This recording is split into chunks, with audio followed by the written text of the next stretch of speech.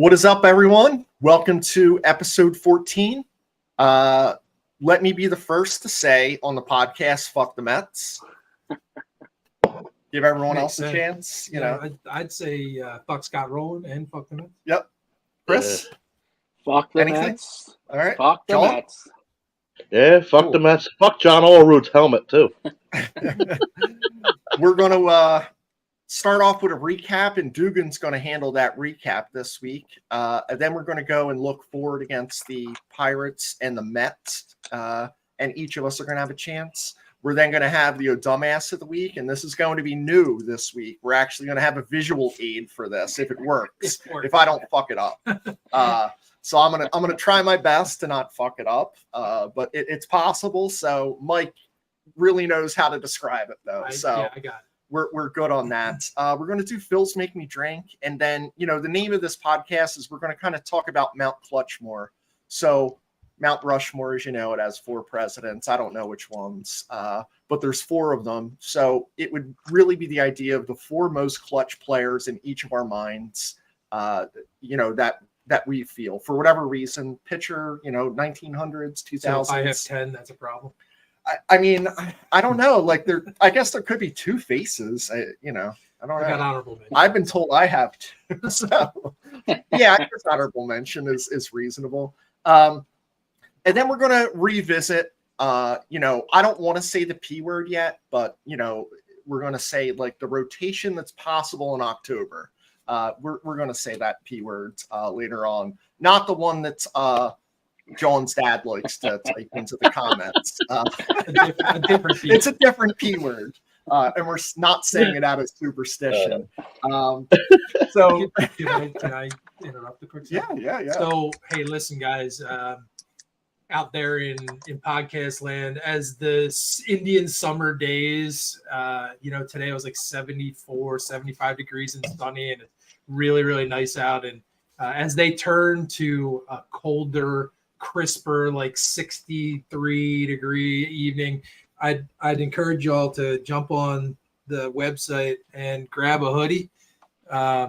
Super warm, super soft, and it really like helps us out with this podcast. So just a quick phillysportshirts.com plug.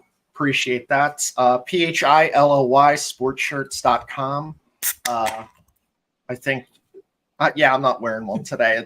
I don't know. I feel like that's all I have, but on the podcast, it just must be like laundry day. Yeah, it is 2 weeks now. 2 weeks. Fucking shamed. I got to be better than that.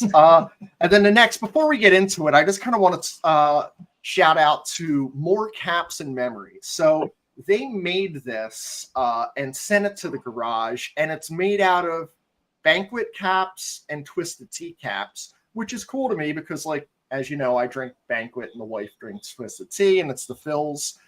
Check out their page. I also picked up a Union one from them, which is outstanding.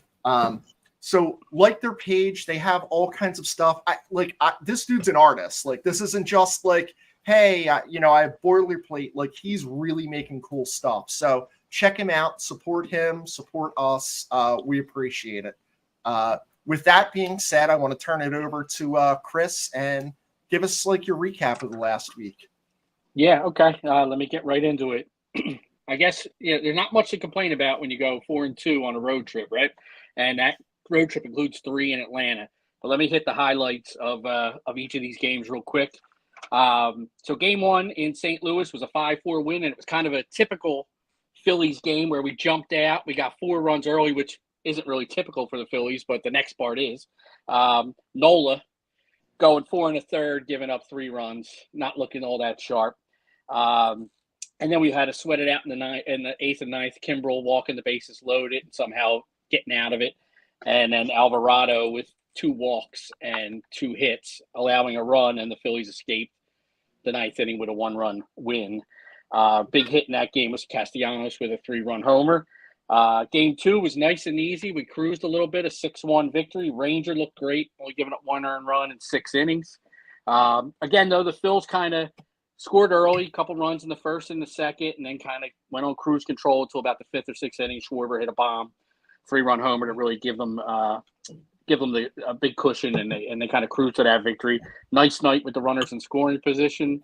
Went 4 for 8 on that night. Game 3, frustrating game. Walker not great. 5 earned runs in 7 innings. I think they kind of nursed them to get through past the 5th. Kind of just kept running them out there to save the bullpen a little bit. He just couldn't shut them down. The Cardinals got 3 in the 3rd. The Phillies came right back and got 3 in the 4th, and then he gives back 2 in the 5th, and it was just one of those games for Walker. But the Phillies did end up tying that game in the 8th inning with a home run from Bohm and a single from Castellanos, and our boy Sir Anthony came in and gave up a crushing home run in the bottom of the 8th, and that ended up being the deciding run in that loss. So opportunity to sweep that series, and we kind of let that 3rd game slip away. A little disappointing. Then we head into Atlanta. Fuck the chop. Game 1 of that series was nice and relaxing. The Phillies came out and were just hitting bombs left and right. You had Rojas and Harper and Castellanos, and Schwarber hit one that Chris caught in the back of the garage. It went so goddamn far. And Wheeler was just dominant again. 6 innings, 1 earned run. But even with a 7-1 win, they still struggled. They were 0 for 7 with runners in scoring position, so they could have really, really blew that game wide open. Game 2, this will be the one that we are kind of frustrated about. We'll call it the piggyback game with Sanchez and Lorenzen. When I get through my recap too, I got a question for Chris and Mike, since you guys are the pitchers of the group. Lorenzen has been terrible since the no-hitter, and it was no different the other night. Sanchez went 4, gave up 3 runs, only threw 60 pitches.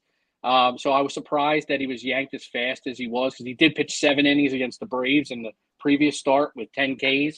So 60 pitches, I thought that was a quick yank. I kind of think that Topper had a plan, and it was 4 innings from Sanchez, get 3 or 4 from Lorenzen, and he was sticking to it no matter how the game was flowing. The bats, Strider, 11 Ks. Phillies struck out 14 times overall in that game. The Braves just kind of jumped the Phillies and they couldn't come back. Harper did hit a 3-run homer off of Strider in that game. So if there's one positive to take away, it's that Harper got to him a little bit there. Game 3, that yesterday's game, that had a playoff feel to it to me. I don't know. That was a really exciting game. I thought Nola looked great. It looked like he was more aggressive with his fastball yesterday. So to give up 6 runs or 2 runs in 6 innings against that lineup is pretty impressive, especially pitching out of jams in the 4th and the 5th, where earlier in the year and other starts, Nola, that's usually a crooked number inning. He hasn't shown the ability to get out of those innings with minimal damage. First time in a while that we saw Hoffman not be so sharp. He came in only a third of an inning, was charged with two earned runs, and kind of blew that save yesterday.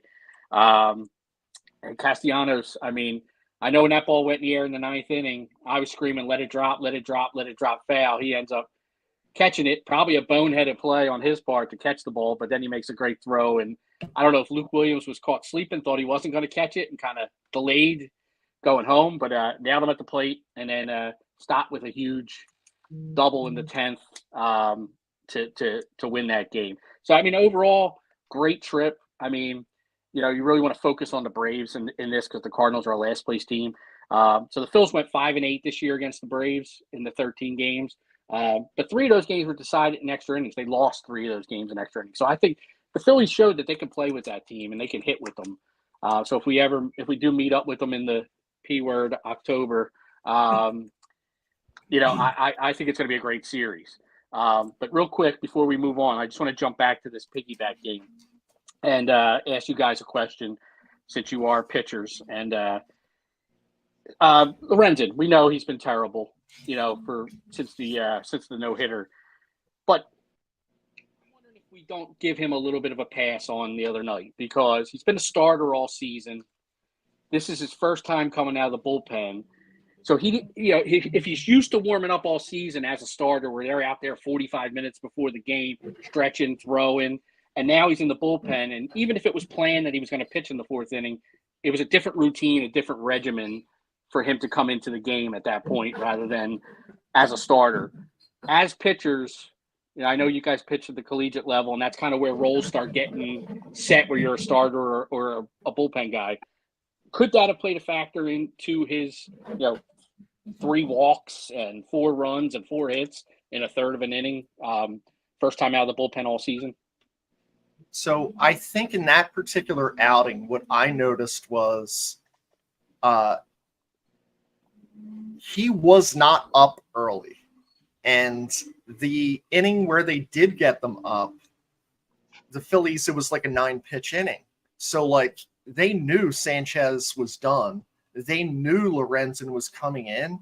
And he had such a short, it was like, I don't know if it was Nick swinging the first pitch or Bryce, but it was like a bunch of like short pitches. I can't imagine a starter being able to be ready in 5 minutes all of a sudden. So that's kind of, I think it played a factor. I mean, he's not been anywhere remotely near good, but I have to think it played a factor in at least like, walking people. But his fastball is straight. And he's just been terrible. Yeah, I think if that's the plan, then he has to ready himself, though. Like, he's a professional baseball player. Chris, you kind of alluded to us pitching in college. There was a time I remember I pitched one day. Our coach said, "You're not pitching this day." And I ended up pitching that day. I happened to be still loaded from the night before because I wasn't supposed to pitch. And what you do is you put your game face on and you compete. And that's not what Lorenzen did. And so I think if you go back, and we're going to talk about this in the P word session later, I think if you go back, I said Lorenzen should probably start in the playoffs. Oh, I said the P word. Sorry. We'll edit that out. Thank you. Edit that out in post.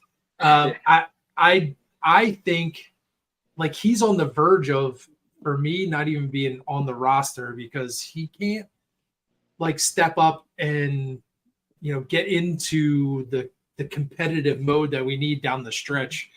And for me, the guy's been on the team since the trade deadline, so I don't have a whole lot invested in him, right?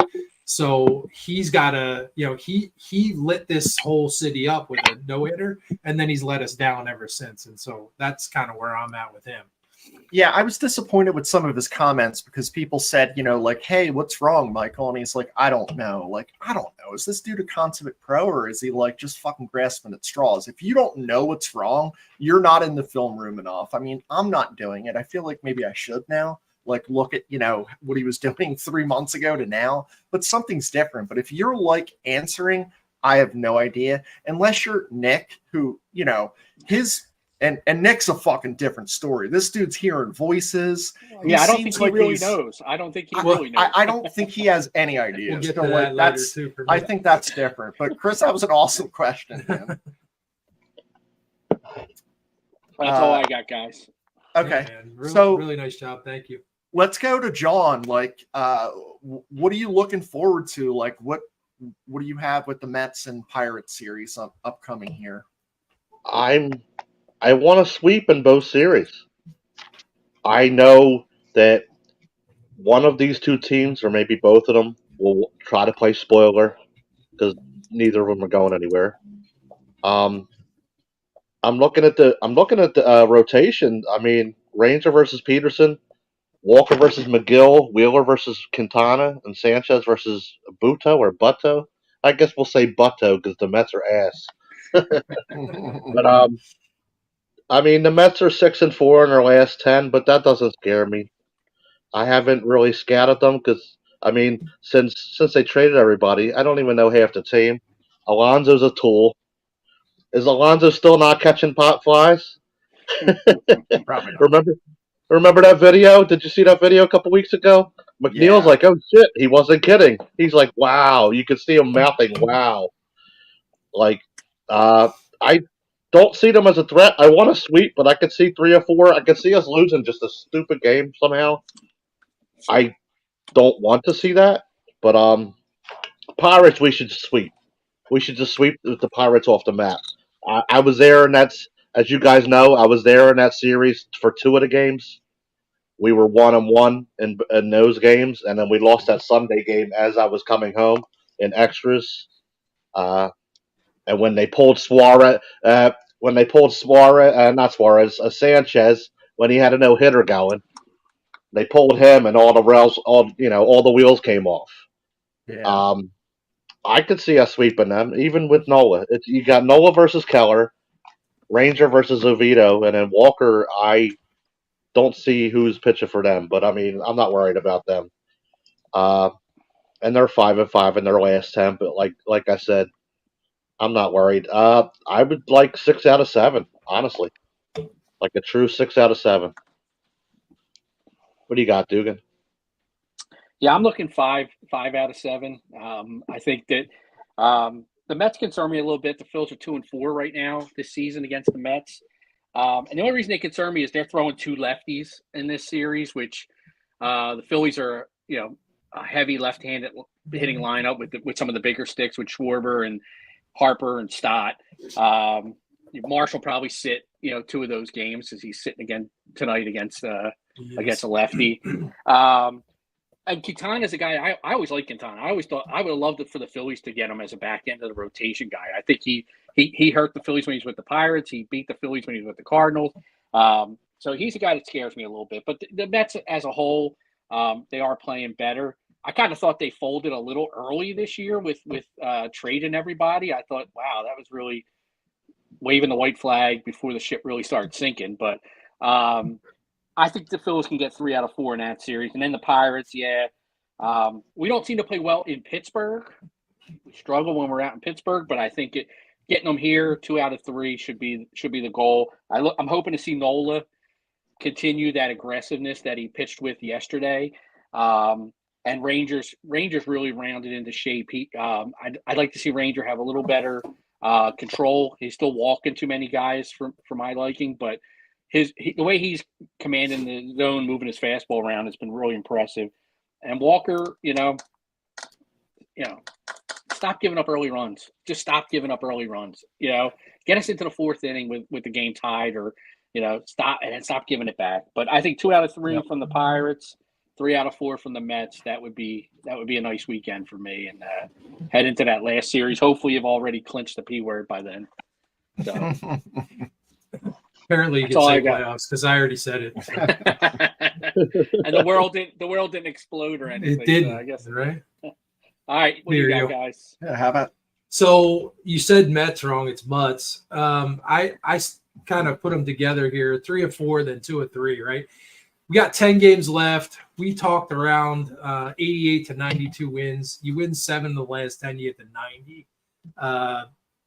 I think that ensures 3 series wins and a bunch of momentum into the playoffs.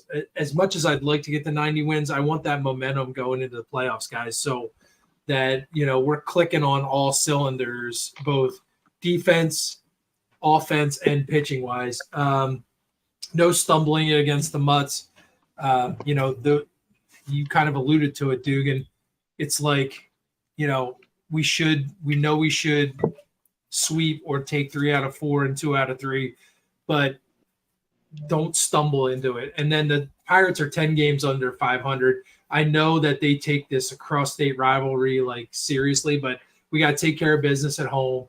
And we could possibly clinch a playoff spot in that series, and that's huge at home so that we can get that over with, celebrate, champagne and all that stuff, and not worry about it when we're, up the turnpike in that last series. So what do you think, man? I wasn't thinking about the celebrating. I'd like the Phillies to fuck up Citi Fields. It might be the only champagne they ever have. Maybe. So I never thought of it that way. No, it's a good point because Dugan said they gave up on this year. They gave up on this year and next year. When they traded Scherzer, they told him, we're not even competing next year. We're thinking about 2026. Yeah. So yeah. I kind of want all the Phillies to go and clinch at Citi Fields and just upper deck Homer and then upper deck in the bathroom too. Just fucking upper deck there. Yeah. again, play the song list and Stubbs can do it.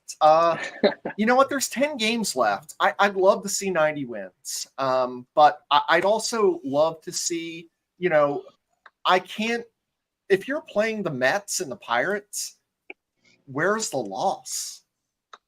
I'm confused at that. Like, I go in with the expectation or hope that they win 10 games. Now, I realize that's not realistic, but that's why I get fucking pissed off, because in my head, I'm like, they should win these 10 games.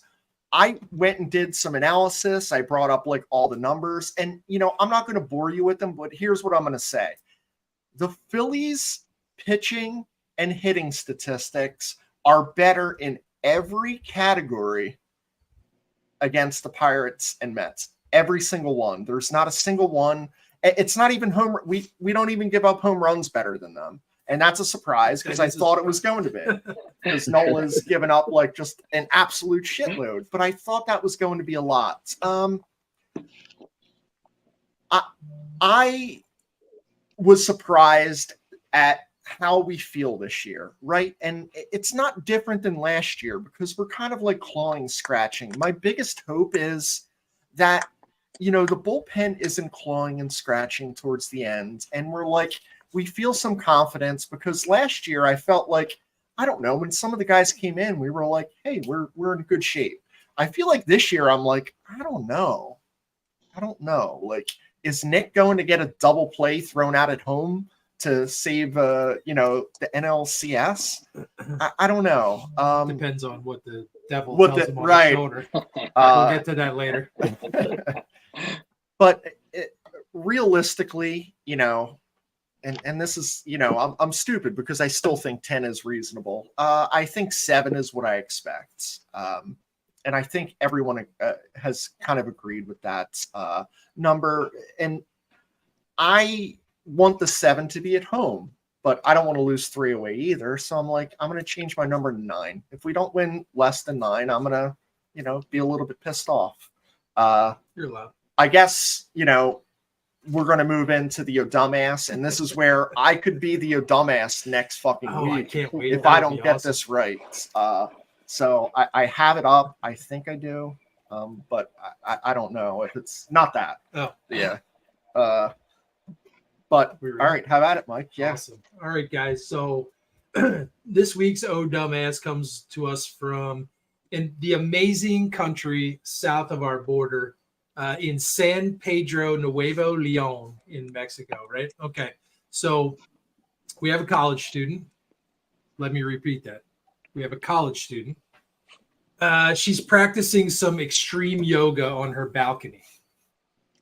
So I like where this is going already. Me too, Dugan. Is this Brazzers or? Let me just paint this picture, right? Okay, so this balcony is 80 feet in the air. It's on the 6th floor of her apartment building. So she is balanced on her hips on the Talk slower, Mike. Talk slower. She's Not much say. on her hips. Don't stop. With her legs bent slightly, right, on the railing of her balcony. Let me rephrase, 80 feet in the air. Am I Let ready? me throw that picture. All right, let's see. So Can we see that picture? do we see this, boys? If you cannot my see the God. picture, it is 80 feet in the air. I did it. You're the man. I'm Nice job. proud. So what happened after this picture is what earned her the Odumbass of the week. So rather than flipping forward onto the balcony, she flipped backwards and fell 80 feet off of that balcony. According to authorities, she broke 110 bones, including both legs, 2 hips, both her arms, and her skull. She underwent 11 hours of surgery, and she's facing a pretty steep rehab assignment, but she should recover in time. And so just as a disclaimer, I know that Chris has been promoting yoga in the garage lately. DPF does not recommend practicing extreme yoga on the 6th floor balcony without a harness or a net. Safety third, kids, okay? And that is why she is the Odumbass of the week. Yeah. I hope I Doesn't keep matter. delivering. How do you to top guys. that? Yeah, like how do you top that one? So we normally do the comments. Apparently, StreamYard or Facebook, whatever it is, aren't talking. So we basically have no comments, or I have texts that are basically like, "You're not on Facebook Live right now." Well, I guess we're on YouTube, because I'm guessing. I think we see Garrett, so I'm going to show this. You're not on Facebook right now. Garrett's the man. But Garrett's like, yo, I'm going to find a fucking way from the Philippines to connect with these dudes. We Not just appreciate anywhere, you. from the Yeah, Philippines. from the goddamn Philippines. Like, that's amazing. And then, like, the next dude, we're looking at Steve Mold. He's like, I'm not just Steve Mold. He's like, I'm Mr. Steve Mold the first. And he's like, we're not saying the P word, but I just got tickets to game 3. Hope I don't go, and the Phil's sweeping too. I love that. That's amazing. And then Kelly, who graciously donated some items to the DPF garage, says fuck the Mets. That's the one thing I do want to say today. Like, we've been like not good with saying fuck the Mets. But, you know, fuck the Mets. Fuck the Mets. So I guess the next thing we're going to go to is the Phils make me drink. So I think we're going to go to Dugan on this one, and you start off. Like, what do you have with that? Mine's going to be kind of the old man get off my lawn type of complaint, and it's a specific situation in the game yesterday, and it just drives me crazy. So, top of the 10th inning, tie ball game. The Phillies have the ghost runner on base. Schwarber comes up and he walks. So now we have first and second, no outs, and our shortstop, number 2 hitter coming up. If you're a baseball person, that situation screams bunt the fucking ball so loud in your face, because that's the way we grew up with the game. That's a dead bunt situation. Not only because the Braves are going to start the bottom of the inning with a runner on second, so you want to score multiple runs. You have the opportunity to move the guys over and put 2 runners in scoring position. Now, of course, they'll probably walk Harper to load the bases, but you force their hand and you force them to make a decision. I'm just tired because I think small ball is winning ball. And the idea of baseball is to score fucking runs. You need to score runs. So they don't bunt in that situation. Turner swings at the first pitch, a slider down and away, reaches out, walks the dog on it, rolls over, grounds one to Austin Riley third to first, double play. Now you got 2 outs and a runner on second. Instead of 1 out and runners at second and third. There's no reason why these guys cannot fucking bunt. There's no reason. They all grew up. They all probably bunted growing up in Little League. That's the first thing I learned in baseball was how to bunt. That's the first thing I fucking learned. I could still do it. I'm almost 50 fucking years old. Give me a bat and I'll get up there and I'll bunt. And so it drives me fucking crazy when these situations, and I don't throw the fucking analytics out the window. The idea is to score, and it's easier to score if the guy's on third than if he's on fucking second. And it's easier to score if he's on third with less than 2 outs, not for the Phillies, but for most baseball teams. Bunt the fucking ball. Bunt the fucking ball. Hit and runs. I'm just so sick of the game just being swing for the fucking fences. You know, if you remember back in the day, the fucking Cardinals and the Pirates, when that's how they lived. They bunt guys over, base hit, sack flies. Like, that's how they won, and they won a hell of a lot of fucking baseball games that way. The game Chris, hasn't I'm changed. loving this from you, like, because you've been like so happy the past couple of weeks. I feel like Emperor Palpatine, like, yes, more anger, yes. It's just fucking frustrating because not only did they not bunt, he fucking grants it to a double play on a ball that was fucking outside, like first pitch of the at bat after they walked the fucking guy. Like, that's what even makes it even crazier, you know. And even if you don't want to bunt, okay, you go up there and you show it. Now the defense has to react. Now the third baseman's got to come in, the first baseman's got to come in, and now the holes get a little bit bigger if you're going to swing away. So even not bunting but showing bunt is a strategic way of manipulating the defense, and that's how you fucking win baseball games. And this team, when you get in the playoffs, you're not going to be able to rely on the fucking 3-run homer and Casty making a spinning throw at the plate, like you said. you got to score fucking runs because your pitching staff isn't stopping people from scoring. So you got to score every opportunity you get. Bunt the fucking baseball. We got a whole team that can't bunt and a fucking catcher that fucking won't do anything but bunt. Right. Yeah. And Topper doesn't know who the fuck can bunt or who can't bunt. Like, it's outrageous. What is that? It's fucking outrageous. Oh, Bunt the fucking ball. Want to give you a hug, Dugan. Now you got the juices flowing. Now Yeah, I'm like baby. feeling this. I'm like, Fuck the all right. Mets, too. Fuck the Yeah. Mets. Fuck the Mets. Yo. Listen, I'm going next because I can't fucking fathom that some dude gets asked a question in the locker room after a game and he makes up the thing that says, well, on this side, the angel told me that I should let it drop. And on this side, the devil told me I should grab the ball and throw the guy out at home. That's bullshit. So just stop it, Nick Castellanos, okay? Nicky Three Buttons, stop it. You had no thought process. You went over there and you said, oh, I can get there. I'm going to catch the ball. And then, oh, shit, I got to throw the guy out at home plate. Nobody in your head was talking to you. And that's what makes me drink. And actually, I'm just going to give a shout out to the garage because if I come here a lot, we're going to be there's alcohol here, guys. I'm just saying. So, hey, Phil's make me drink. I feel like this was like a little, something on your shoulder. And I'm like, you know what? Nothing tells me to do anything bad except for like Jameson. And it's like, Jameson's like, oh, you can go fight that dude. Yeah, You're exactly. bigger than him. You're tougher than him. Like, he likes the Mets too. And I'm like, yeah, he likes the Mets. All right. We legit might need bail money tonight. Just saying. I'm going to take it next since I'm next to Mike, and John, I'll let you close it out. So it's going to be no surprise what my guy is. I think everyone knows this, and I want to explain it. I thought about this a lot, and the person that makes me drink is Scott Rowland. And who I want to say is the problem is it's the Phillies. It's the Phillies themselves, and here's why. He decided to go into the Hall of Fame as a Cardinal. And I get why, but he also kind of didn't mention the Phillies as much as that was happening. And then when they're doing it, he's basically like, I can't go. What the fuck did you have more important than going into our Hall of Fame? He should have got fucking shunned, and it should have been a couple of the other guys that are in the Phillies Wall of Fame. Scott Rowland should not be there. They should tell this cocksucker to go fuck himself. I'm fucking sick of that. And he's like, I can't wait. I can't wait for tomorrow. And here's the thing. I'm not talking about Scott Rowland, 150 home runs here. That's all he had.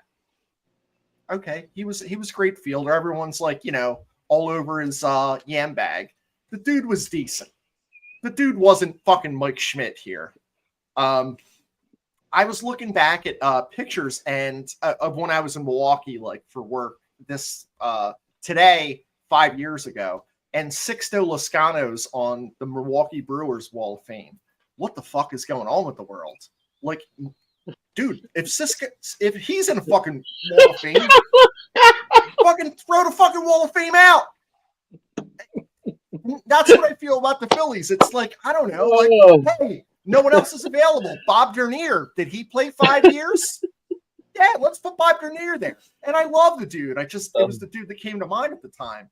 You know what? They should, and it's more of Scott, what he said. It's not what he was doing on the field, because he's a great player, right? We all know that. But I, was searching for this, and this is how insane I am. I'm like, is he a nice dude? Is there something I'm missing? I saw this dude on photo day was a fucking asshole. I met him at the mall and he was a dickhead. You know what? Fuck Scott Rowland. Fuck Scott Rowland, the person. He makes me drink. The person who's in the Hall of Fame, let him be a Cardinal. You want to be there as that's heaven. Go fuck yourself, Scott Rowland. I'm fucking pissed off right now. Chris, you got me fired up. Mike, you got me fired up. Now, John, what do you got? No yoga off the garage roof, Chris. No yoga off the garage. Not on the roof. Nope. You're gonna hate me. I got a positive. What? God damn it. I've been going negative. I've been going negative the last several, but I got a positive note. All right. I mean, a quick blick though. Fuck Scott Rowland. And I wish I was going to go be at that game, man. I hope they boo the shit out of them. I really do. But my Phil's make me drink is a positive.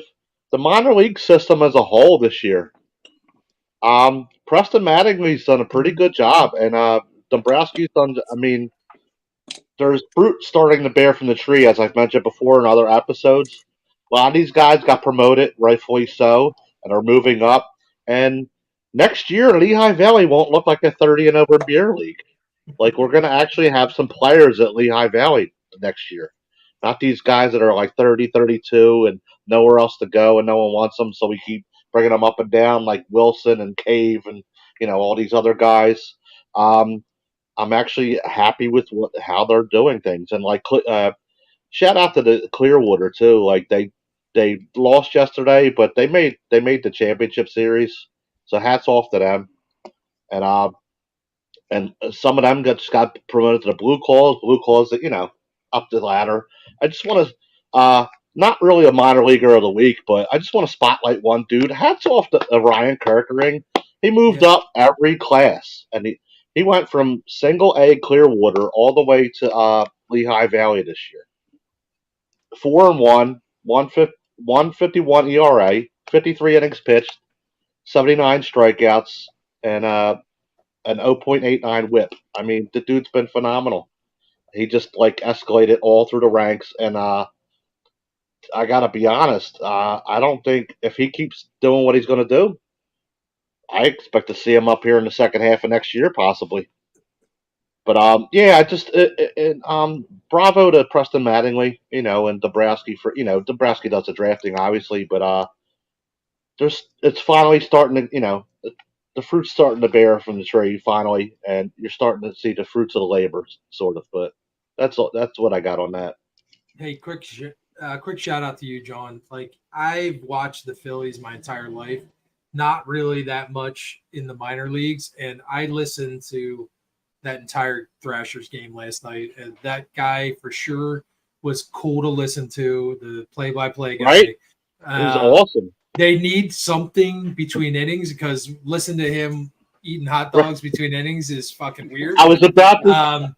But he was awesome during his call, and maybe just turn the mic off between innings. I don't know, but and Lehigh Valley, I got to go see an Iron Pigs game. I saw an Iron Pigs game in Mass before I came out when they played the Woo Sox before I moved home, and you're the driving force behind me listening to the minor leagues this year, and that's cool. That's pretty freaking cool. That's pretty. Thanks, cool. Man. That's awesome. Yeah, he's a pretty good announcer. I was listening the other night too, and he really gets fired up. But I meant to put that.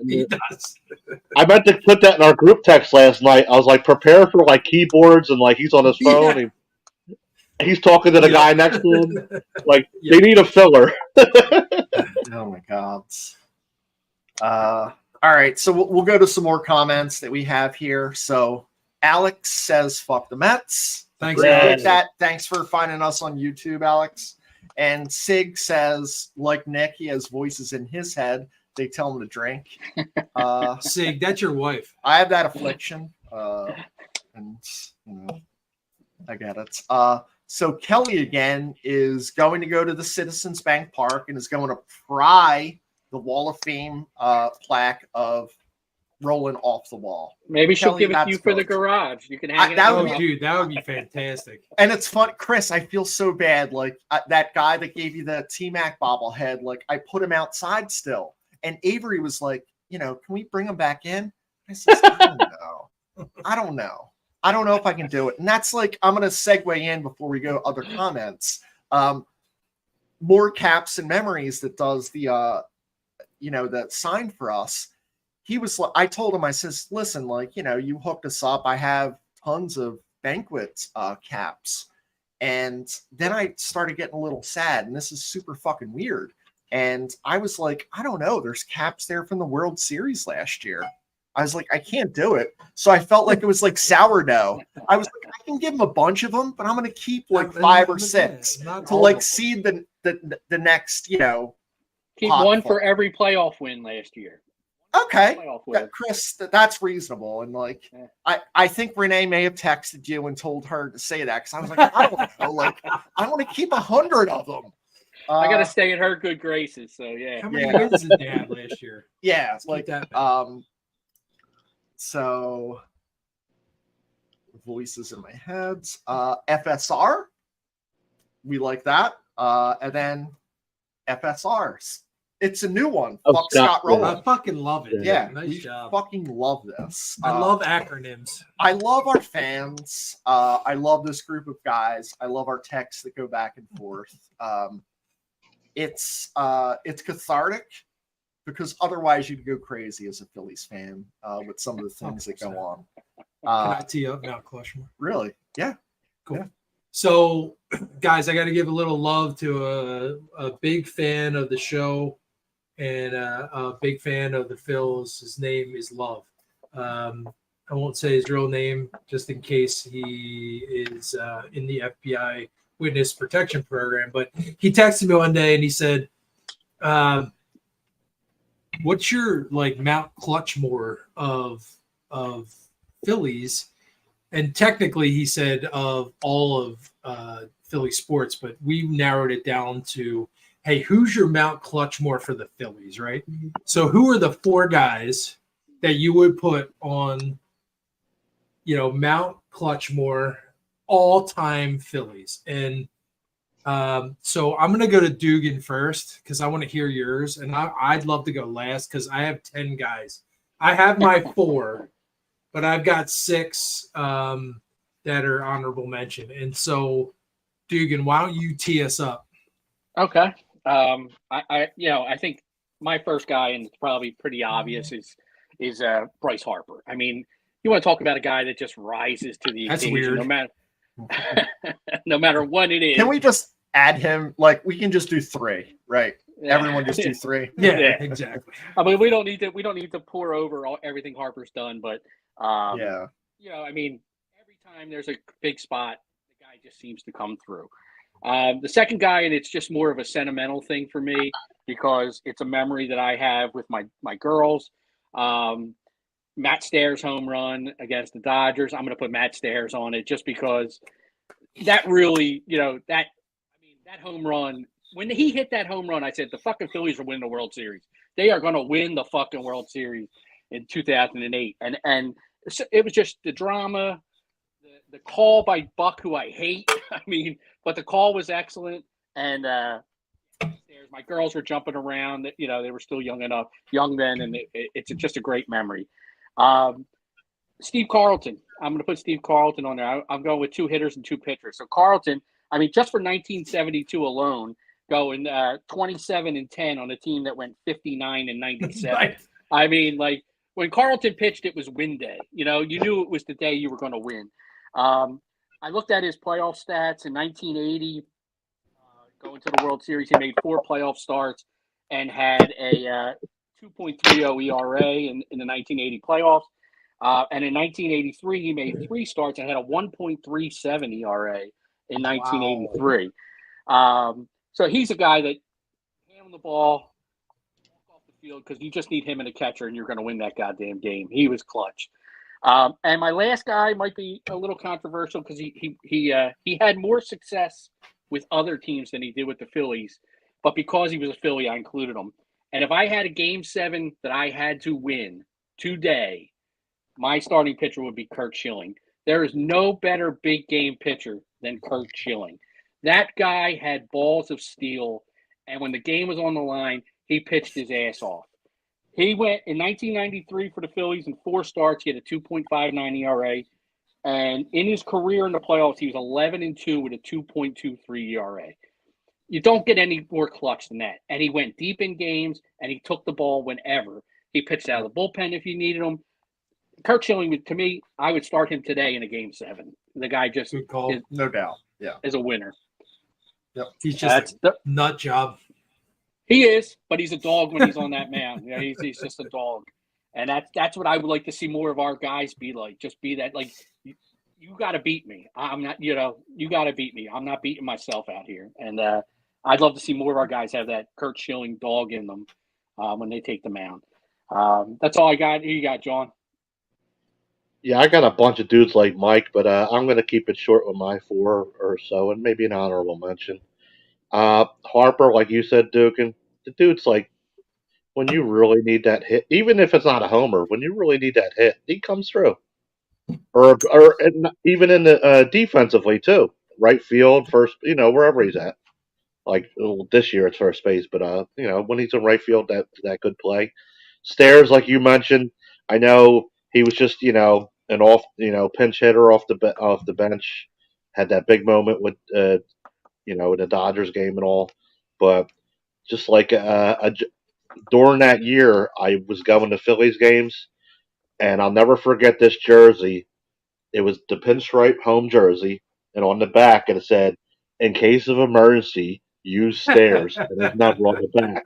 And That's I fantastic. I took a picture, and I wish I had it still, but I was like, that was the best jersey I ever saw. It was cool as hell. Um, for my last two, Otley was just a beast in the field, at the plate. Whenever you needed a single, he might hit that clutch home run, might hit that double. He'll lean in and take the walk for you. Notorious for that. I loved him like just leaning in and taking that pitch in the ribs and like, all right, cool. I'm on base now. And Howard's up there for me. Whenever you needed that, that clutch home run, he was mostly there for most of the times. My honorable mention, and I know it's only for like a couple seasons or no, and one memorable season, but Lidge. Lidge was on fire that year. He was just he was just un. It was unfathomable, unbelievable. Just lights out, pitched his ass off. That's my honorable mention. I got more, but I mean that's kind of like my main guys. What do you guys got? That's awesome. So I guess I'll go. I'll let Mike, you know, rein it in for us. Yeah. So, I'm not going to belabor the points. Bryce Harper, game 5. I had children born, and it was one of the most special moments of my life. And, I experienced it with Dugan. It was awesome. Because you drank a beer with me. Oh, that's true. That's true. Yeah, that is true. Yeah. And, Kurt Schilling is my second guy. Game 5, World Series, NLDS. The Phillies just got kicked in the nuts the game before. It was that 15-14 or 15-13 game. He came back 2-0, 5-hitter, shutout. Like, that's the stuff of legends. So I wanted to keep it to moments. And my next two are maybe not a surprise, but it's a story that I want to tell. So 1950, last game of the season, the Phillies are 1 game up on Brooklyn. If they lose this game, it's a 3-game series against Brooklyn, and the Phillies have no pitchers left. They literally have Kurt Simmons was in the Army, Bubba Church was hurt, and one of their other guys. So all they had was Robin Roberts. So Robin Roberts, Don Newcomb, the last game of the season, 1950. So what happens here is it ends up being 1-1, and they allow Robin Roberts to then pitch into the 8th, into the 9th. So what happened in the 9th, and this is the bottom of the 9th, Robin Roberts is pitching, 2 guys get on, Duke Snyder's up, he hits one up the middle, basically like over Robin Roberts' head. Richie Ashburn somehow, who was known for a weak arm, got the single and threw the guy out at home by supposedly 15 feet. Like, this is like not things I've seen. It's things you've read or heard about. But like, okay, so now there's 1 out, and now Roberts gets out of that inning. Pop up and a ground ball. So now it goes to the 10th. The Phillies win. They win the pennant. This isn't like, it's just like, a guy pitching late into the game. So what happens is, I think Roberts is up first in the 10th. They let him hit. Like, they let Robin Roberts hit. He was that good that they're like, even though they had Constantine up, he gets a single. And here's my guy, Dick Sisler. home run. He hit a home run to win the goddamn pennant. Like, that's amazing. If he's not up on there, I don't know who the fuck should be. He's like the Joe Carter to Brooklyn at the time because he ended their shit that year. And then, fuck Joe Carter. And then the last one is Robin Roberts. Like, and then this dude comes back in the bottom of the 10th and pitches that. I think there's important moments. And Stairs, I heard, Lidge, his was important year. But when you're kind of talking about like important moments, they won the goddamn fucking pennant because of Dick Sisler and Robin Roberts. So they're going to be my 4. Dude, I love all of those. I'm going to elaborate a little bit because my number 1 is Harper. This guy could have gone anywhere. Like, literally could have signed anywhere for any amount of money. He decided that Philadelphia is where he wanted to make home, right? And so far, he's gotten hurt a little bit, but he has taken us to a World Series, right? Literally put one on his bat against San Diego while we were there to send us to the World Series. He's got countless other clutch hits, home runs, double, whatever. So Harper is my middle guy. I guess you got 4, so there's 2 middle guys. My second is Utley. So not just think about his whole career. The very first game he had in Philadelphia. Do you remember what he did? Grand No. slam. He homered. Yes. Really? He homered. He had a grand slam in his very first game. Jesus. And so that just carried through. And John had to go to the bathroom or something, but he talked about like him leaning into a pitch. He wouldn't just lean into a pitch. He'd lean into the strike zone and take a pitch when you were allowed to do that, when baseball was cool. He'd go diving towards the center field to grab a ground ball and throw the guy out at first. He'd, the whole reason why you can't run over a catcher is because Utley played the game the right way and hard and, slid into people when you were allowed to do that. And so that's my number 2. So like Utley and Harper, like those 2 middle guys, right? Yep. And then like going back to my youth, I was 7 years old in 1980. And every time Tim McGraw, Tug McGraw would go out on the field, you knew the game was locked up, man. Like I had a tiny transistor radio like this big that I took to bed with me, and my mom would freaking blast my door open and turn that radio off. I'm like, it's the bottom of the ninth, and Tug McGraw said, I'm leaving it on. Shut up. Every time he came in, you knew it was a lockdown, and he locked down the World Series in 1980. And then somebody else said, Carlton, the reason why I wanted to be a pitcher was because that guy took the mound every 4 days, and he dominated every 4 days my entire youth. And so I got Utley and Harper in the middle. I got McGraw and Carlton on the outside, and I got some guys that are honorable mention. Like if you could do the backside, it would be Schmitty, right? Think about how many times you guys were little and Schmitty would come up and hit a homer to go up in a game or tie the game. Like that little transistor radio. Do you guys remember Bedrock?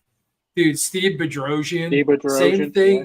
Same thing as McGraw when Bedrock came in. Yeah, when Bedrock came in, the game was on lockdown. John, you said Lidge. Like I remember when he was on his knees and sliding towards home plate, and after that, when Chooch, just like crushed him after we won that World Series. Dude, Roy Halladay. So I was a Roy Halladay fan when he didn't even play in the United States. And then he came to the Phillies. We thought we had him for a minute, like a couple years earlier. And then, it didn't quite work out. But, hey, then he came and, he throws a no-hitter. He throws a perfect game. Like, You couldn't As a trade pitcher- Don Brown. That's why we didn't get him. You As a- couldn't well, trade Dominic Brown. Yeah, okay, whatever. Dominic Five Brown, tools. where's he? Five tools. I think Dominic Brown. he works at a car wash right now. And then He had those cool 2 to see weeks. cool to see the big piece in Atlanta with his daughter cheering That on was awesome. Schwarber the other night. And I think that guy was super clutch. One of you guys said that earlier. And then I'm going to go in the Wayback Machine, and this might not be, popular with any of the fans or with you guys, but Greg Gross, this freaking guy, all he did was pinch hit, right? One year, I think he was like 9 for 10, his first 10 pinch hits, if I remember right. This guy would come up, they throw him out there, and think about sitting on a bench for 7, 8, 9 innings, and then you get thrown out there to pinch hit. This guy was in the limelight every single time. I just thought that guy was super clutch. And so if there's a backside of Mount Clutchmore, I put Greg Gross on there. And that's my like 10 guys. Cool. I know there's supposed to be 4, but hey. I love every one of these. I think like Del Unser is one that I was surprised. Like I thought 1980, one of you guys were going to do that. So I was trying to be smarter than everyone. I was like, I want to add Del Unser because that dude, 1980, like that's the same Unser thing as is Greg like, Gross. that's Same it. thing. So it's funny because I like the relief room. And if you know this, it's like a bathroom this guy has, and it's all like these relief pitchers. And I was always like looking like, oh, in the garage, what should I do? Like, I want to have these pictures on the back door of the garage, like of something. And I'm like, I don't know, maybe it's like cool pinch hitters. I don't know who it is. Tony Longmire? Like, I don't know. Like, maybe I can get a Tony Longmire. Greg Gross, Del Unser. Jeff Jay Grotball. Bruce. Yeah, Jay Bruce. Jay Bruce. Oh, Jay Bruce. These are Oh, I awesome. forgot about him. Matt Stairs. Like, So Matt I Stairs, would love whoever that. said that, good. yeah, I that's didn't even think about Matt Stairs. Matt Stairs is a home run. Nice work. Literally. So we are looking very close to the Phillies game. I'm going to bring up some comments, and then we're going to go around and we're going to say, what are Really your quick. 4 starting pitchers? That's it. Just name them. No fucking explanation. What do you got? All right. So Steve Mold was mowing the lawn, and we had him laughing so much he almost, mowed into the fence. love Steve. Keep up the great content. Steve, I love that. I think behind Can you cut my grass? I hate cutting my grass. Sig agrees with Dugan about Schilling.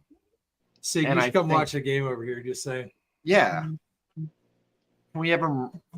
This is a great idea. What about an emergency podcast if and when we clinch? Oh, I'm in.